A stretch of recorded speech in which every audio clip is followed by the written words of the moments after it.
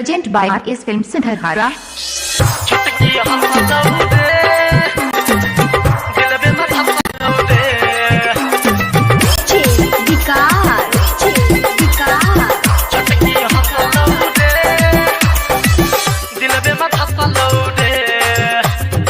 माँ वैष्णवी फिल्म्स की प्रस्तुति।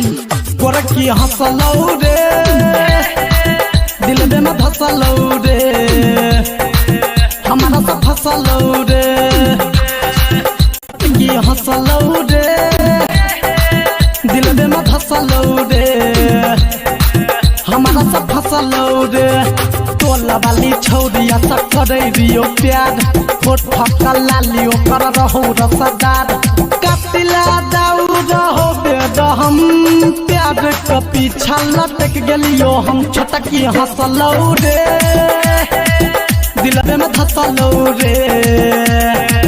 हमारा सब फसलौ रे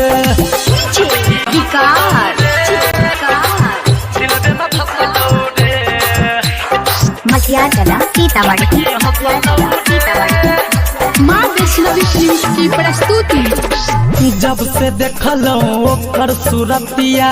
पागल हम भ गेलो रे जब से देखलो ओकर सूरतिया पागल हम भ गेलो रे लाज शरम के पर्दा हटेलको दिल के बार खोल देलको रे दिल के बार खोल देलको रे ऊपर नीचा रहो रे भेलो गजब कहे रहो साथे जियब साथे मरब चढ़ल जवानी ओकर रहो हसीना चल रहो दिलवा के धुक धुक मशीन गोरखी हंसलौ रे दिलवे में धसलौ रे हमारा सब फसलौ रे टोला वाली छौरिया सब करे रियो प्यार होठ फक्का लालियो कर रहो रसदार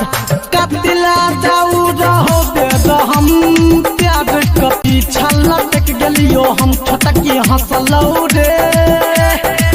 दिलवे में धसलौ रे